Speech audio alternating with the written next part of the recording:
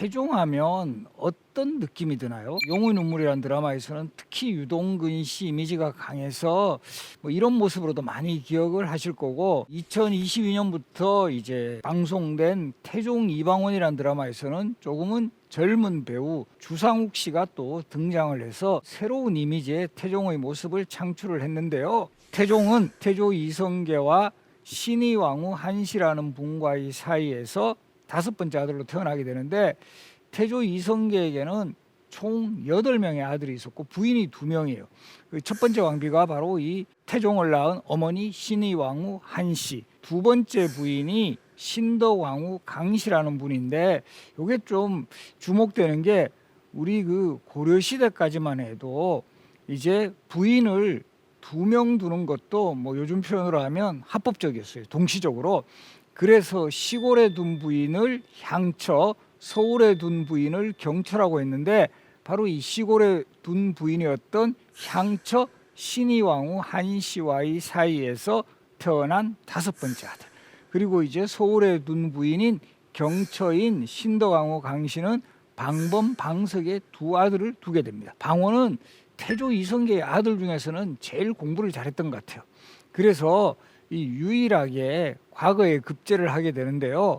1382년 16살의 나이로 진사과에 합격한 후에 바로 그 다음해인 1383년에 문과에 급제를 하게 돼요.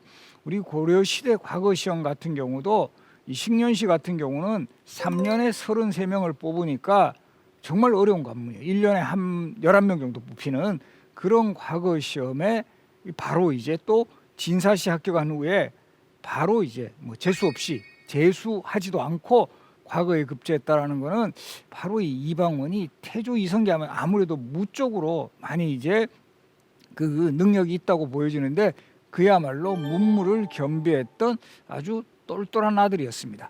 그래서 이제 태종하면 우선 가장 궁금해 하시는 게, 특히 이 드라마에서 태종 역할을 했던 유동근 씨, 또 안재모 씨, 유아인 씨, 2022년에 주상욱 씨까지 여러 명이 등장하면서 과연 정말 태종의 외모에 가장 어울리는 배우는 누구인가? 사실 저도 그런 질문을 되게 많이 받게 되는데요. 태종의 외모에 대해서는 조선왕조실록에 보면 딱 2가지 기록에서 그 단서를 좀 찾아볼 수 있어요. 바로 이 태종실록 총서에 보면 태조가 높은 코에 용의 얼굴을 하고 있었는데 태종의 용모가 이를 닮았다. 그리고 실제 태조 이성계에는 원래의 모습을 그린 어진이 남아 있습니다. 그래서 이 태조는 그 실제의 얼굴 모습을 볼 수 있으니까 의 태조의 초상화에 나타난 저 모습이 어느 정도 태종에게도 남아 있었다라는 걸 확인할 수 있고요. 또 2번째 기록으로는 태조 때 명나라의 사신으로 이제 방원, 그때 정한군이었어요. 왕자 시절 호칭이. 방원을 보내게 되는데, 특별하게 방원을 보내는 까닭이 태조가 이런 말을 해요. 명나라 황제가 만일 묻는 일이 있다면 내가 아니면 대답할 사람이 없다. 가장 그래도 너가 똑똑하니까 명나라 황제가 어떤 질문을 하더라도 너가 잘 대답할 수 있지 않겠느냐. 그러니까 이제 방원이 종묘와 사직의 크나큰 일을 위해서는 어찌 제가 감히 사양하겠습니까 하면서 아버지의 뜻을 받아들이고, 이때 태조가 눈물을 글썽거리면서 이 말하는 대목이 너의 체질이 파리하고 허약해서 만리의 먼 길을 정말 내가 탈 없이 돌아갔다가 올 수 있는지 이게 참 걱정이 된다, 이런 말을 해요. 너의 체질이 파리하고 허약해서. 자, 여기서 우리 한번 보시면 예전에 그 태종 역할을 맡았던 유동근 씨 같은 분은 누가 봐도 파리하고 허약하다라고 보기는 좀 힘들지 않을까요? 오히려 저는 이 기준에는 예전에 육룡이 나르샤라는 드라마에서 나왔던 약간 유아인 씨 느낌도 나고, 2022년 태종 이방원에 나왔던 주상욱 씨 같은 경우도 사실 그렇게 좀 체격이 아주 크고 그렇지는 않잖아요. 그래서 조금은 날렵한, 오히려 체격이 크기보다는 좀 단단하면서도 조금은 강단 있는 그런 모습이 아니었을까라는 그런 판단을 하게 됩니다. 그래서 이 태종은 이제 사실은 주로 고려시대에 활동을 하는 인물이에요. 1367년에 이제 출생을 했으니까 조선 건국이 1392년이니까 거의 20대까지는 고려시대 인물이었고, 그 다음에 본격적으로 조선이 건국되고 난 후에는 왕자로서 상당히 이제 태조 이성계의 아들로서 각광을 받았을 것 같지만, 뭐 요즘 표현으로 하면 약간 태조 이성계한테 찍혀요. 그래서 조선이 건국되고 난 후에는 정도전이 아주 그 조선 건국의 설계자로서 주도적인 활동을 해나간 반면에 태종은 그렇게 큰 역할을 하지 못했다. 그 이유가 무엇일까요? 바로 우리 뭐 국사 교과서에서 누구나 잘 알고 있는 인물, 바로 우리 그 호은 정몽주 선생 아시죠? 우리 고려말 충신의 대명사로 알려져 있는데, 이 정몽주를 사실 죽인 인물이 누구죠? 바로 이 태종 이방원이에요. 바로 이 부분 때문에 아버지 태조 이성계로부터 아주 그 질책을 받게 됩니다. 왜 쓸데없는 그 짓을 해가지고 이렇게 나를 불편하게 하느냐. 사실 태조 이성계 같은 경우는 정몽주와 정도전을 함께, 요즘 표현으로 하면 뭐 투톱 체제를 할까요? 이렇게 해서 조선이라는 나라를 이끌어 가고 싶어 했는데, 바로 이 아들인 이방원이 행동에 나서서 정몽주를 제거해 버렸다 그러죠. 자, 그럼 왜 이방원은 정몽주를 제거할 수밖에 없었을까요? 바로 방원이 보기에는 정몽주는 소위 말하는 새로운 왕조 개창에 가장 걸림돌이 되는 세력이다. 그리고 실질적으로 정몽주가 먼저 행동에 나서서 이성계의 측근이었던 정도전을 유배를 보낸다거나 이런 방식을 통해서 상당히 먼저 이성계를 압박하고 있는 이런 상황에서, 그래도 아버지 이성계는 정몽주하고 예전부터 되게 친밀도가 높아요. 그리고 그 능력을 알았기 때문에 그럼에도 불구하고 함께 새왕조를 개창하는 세력으로 끌어들이고 싶었는데, 방원은 정말 정몽주를 살려두었다가는 이건 왕조 개창이 완전히 실패로 끝난다. 그렇게 해서 바로 우리가 잘 알고 있듯이 이 정몽주가 사실 그때도 이성계를 병문안 왔다가 돌아가는 길에 바로 지금의 개성의 선주교 부근에서 부하들을 시켜서 격사를 했다. 그리고 그때 이 두 사람의 또 극적인 상황을 보여주는 시조가 아마 많은 분들이 기억을 하고 계실 건데, 하여가하고 단신가. 이거 국어 시험에도 많이 나와요. 하여가가 먼저 방원이 그래도 마지막으로 정몽주를 설득해 보기 위해 가지고 이런 들었다리 저런 들었다리 만수산 드렁치기 얽혀진 들었다리, 너무 그렇게 꼿꼿하게 살지 마시고 우리 쪽에 좀 협조하십시오. 이런 그 하여가를 제시했을 때 바로 정몽주 선생이 받아서 단신가, 붉은 마음이란 뜻이에요. 나의 고려에 대한 충절은 변함이 없다. 그래서 이 몸이 죽고 주고 일백번 고쳐주고 백골이 진토되어 넋이라도 있고 없고 님양한 일편단심이야 가실 줄이 있으랴. 바로 이렇게 우리 예전에 국어 시간에 기억하시죠? 항상 선생님이 님양안에 밑줄 쫙 치라고 하십니다. 빨간 펜으로. 그러면서 이 님이 누구를 뜻하는가? 바로 이 고려를 이제 뜻한다. 정답에 조선으로 치면 이제 X가 되는 거죠. 그래서 이 고려에 대한 충절이 변함없다. 그리고 이방원 되게 문과급제할 정도로 상당히 좀 똘똘한 그런 인물이에요. 바로 정몽주의 의도를 파악하고 도저히 우리 쪽으로 넘어올 수 없다 해가지고 정몽주를 결국은 격사를 했다. 그런데 이 보고를 들은 이성계가 그냥 느낌으로는 칭찬할 것 같죠. 가장 걸림돌이 되는 세력을 아들이 제거해 주시고 오히려 욕 바가지로 먹습니다. 너가 이렇게 해가지고 내가 얼마나 부담이 됐느냐. 이렇게 되면서 바로 이 정몽주 격살 사건은 조선 건국 후 방원이 아버지 태조 이성계에게 상당히 그 눈밖에 나는 그런 정말 사건으로 기억이 되었습니다. 그리고 이제 태조 이성계가 주도해서 1392년 7월 17일에 조선이 건국이 되고, 이 조선 건국에 아주 그 주도적으로 활약을 했던 인물은 바로 정도전입니다. 그래서 정도전은 1394년에 뭐 한양천도라든가 또 이 경복궁과 같은 궁궐 조성, 또 조선이라는 나라의 기본 시스템을 정비하는 이런 과정에서 아주 핵심 역할을 하고, 그야말로 이방원은 이제 뒷전에 있었는데, 바로 이때 이 태종이 되는 이방원을 아주 그 더 힘들게 했던 그 사건이 일어납니다. 뭐냐면 태조 이성계의 후계자로 방석을 세자로 책봉하는 거예요. 방석은 태조 이성계의 막내 아들이었어요. 그러면 왜 이 방석의 세자 책봉이 가능했을까? 거기에 가장 큰 역할을 했던 사람은 방석의 생모이자 태조 이성계의 앞에서 소개했죠. 경철아 해가지고 서울에 두었던 부인, 바로 이 신덕왕후 강씨. 그래서 실제 기록에도 이런 내용이 나와요. 원래는 태조 이성계도 가장 그 적장자였던 방후가 이제 맏아들이거든요. 이 방후를 후계자로 책봉을 하려고 했어요. 그런데 그 소식을 몰래 엿들은 신덕왕후 강씨가 눈물을 흘리며 하소연했다라는 이런 기록이 열려실 기술에 등장할 정도로 신덕왕후가 상당히 저항을 했다라는 거죠. 그리고 뭐 실질적으로 아마 이 뭐 거의 태조 이성계한테 요즘 표현을 하면 상당한 정치적 로비를 했다. 그래서 결과적으로 이성계의 마음을 돌렸고, 여기에 또 누가 가세하냐 하면 이 정도전이 가세를 해요. 왜 정도전이 방석의 세아책봉을 적극 지지하고 나서느냐 하면 바로 이 태조 이성계 그리고 이제 태종 이방원은 소위 왕실 인물이에요. 그래서 기본적으로 왕권 강화를 상당히 강조하는 입장인데, 정도전의 생각은 다릅니다. 비록 왕조 국가지만 권력의 중심은 왕보다는 재상에게 있어야 된다. 왜냐하면 왕은 세습되는 존재잖아요. 그대로. 그러다 보니까 이제 그야말로 뭐 정말 세종과 같은 왕도 나올 수 있지만 뭐 재수 없으면 연산군 같은 왕도 나올 수 있다라는 거예요. 우리가 사실 유전이라는 거는 이게 참 완전히 뭐 그대로 꼭 이어지는 건 아니잖아요. 그러다 보니까 이것을 보완하기 위해서는 한 나라에서 가장 능력 있는 재상에게 권력을 확실하게 맡겨야 된다. 소위 말하는 정도전의 생각은 재상 중심 체제였어요.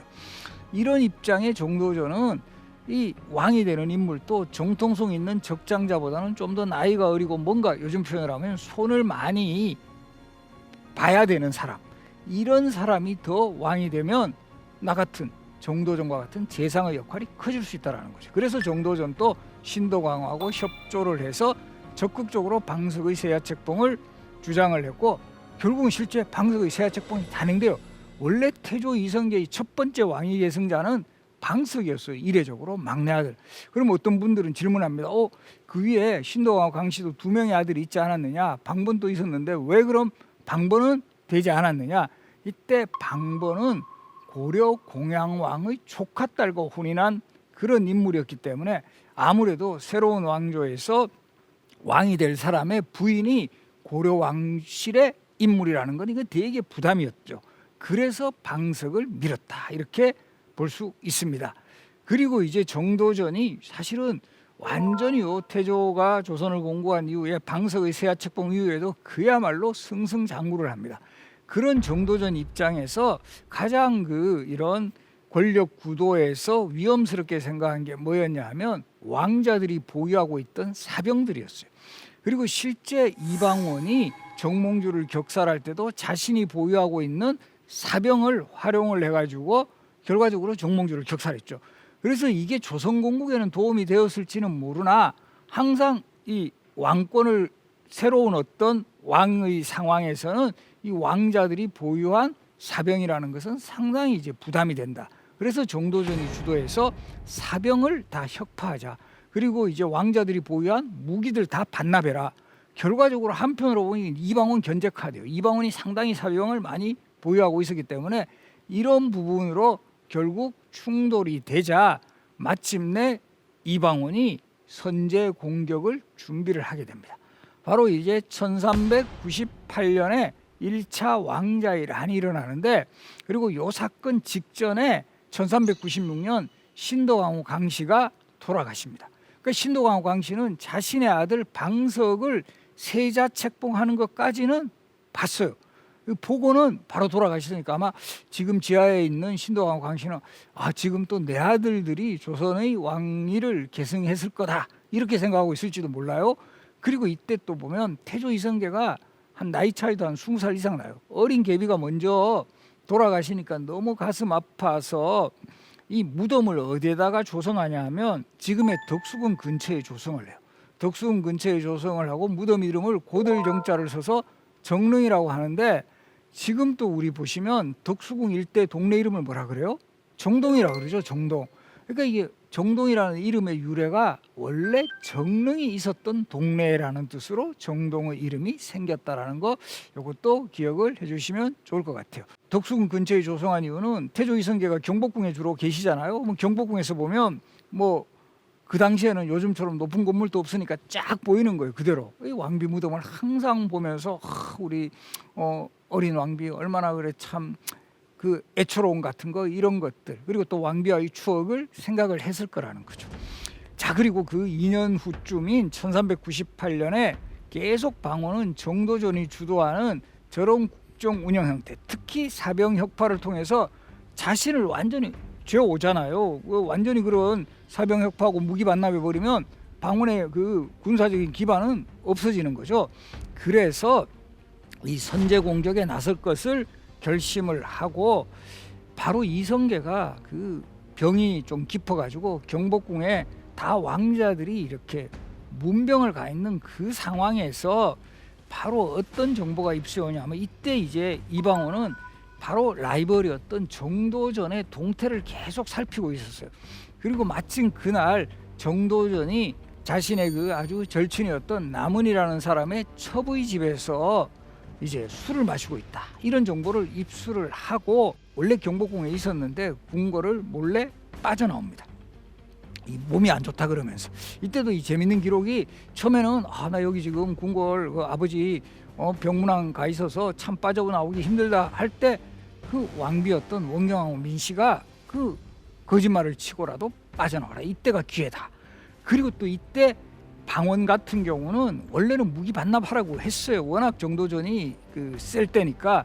그런데 이 왕비였던 원경왕후 민씨가 바로 이거, 남자가 뭐 그렇게 요즘 표현을 하면 쪼잔하게 다 반납하냐, 우리 집에서 숨겨놓으면 되지 않느냐, 이렇게 해서 왕비였던 원경왕후 민씨 집에 숨겨놓은 무기들이었어요. 예전에 그 드라마에서는 주로 원경왕후 민씨 역할로 우리 최명길 씨가 많이 나와서, 이 원경왕후 하면 최명길 씨 이미지로 많이 기억이 되는데, 태종 이방원이라는 드라마에서는 또 박진희 배우가 원경왕후 민씨 역할을 하게 됨으로써 이제는 또 박진희 씨에게서도 원경왕후의 느낌이 좀 많이 이제 납니다. 그래서 바로 그런 무기들을 가지고 부하들을 시켜서 정도전이 술 마시고 있는 현장을 급습을 해서 정도전을 그 자리에서 제거하고, 그리고 그 여세를 몰아서 이미 왕세자로 책봉되어 있었던 방석마저 바로 처형했던 이 사건을 우리가 역사에서 방원, 방석, 왕자끼리 일어난 변란이란 뜻으로 바로 왕자이란, 그리고 그 다음 1400년에 또다시 왕자이란이 벌어지기 때문에 이 왕자이란을 1차 왕자이란이라고 이야기를 합니다. 그리고 이 1차 왕자이란의 결과에서는 이미 방석을 제거했죠. 그러면 우리 느낌으로는 방원이 다 왕자이란을 주도했으니까 본인이 이제 왕위에 올라야 될 것 같은데, 본인이 왕위에 오르지 않아요. 왜? 방원이 왕자이란을 일으킨 명분은 적장자가 왕위를 계승하지 못한 이런 잘못된 것을 나는 바로잡는다. 그러면 적장자, 아까 적장자 누구라 그랬죠? 제일 위청? 방우라 그랬죠. 근데 방우는 이때 이미 돌아가셨어요. 이것도 특히 소주 많이 드시는 분들은 좀 신경 쓰세요. 기록에 보면 방우는 소주를 너무 많이 드셔가지고 돌아가셨다, 이렇게 기록에 나옵니다. 그렇게 해서 실질적인 적장자가 두 번째 형 방과였고, 그래서 방과를 추대해서 이 방과가 왕위에 오르니 이 사람이 조선의 두 번째 왕 정종이 되는 거예요. 그래서 우리 뭐 조선왕이 계승 뭐 이런 거 외울 때 태정, 태세, 문단세 그러잖아요.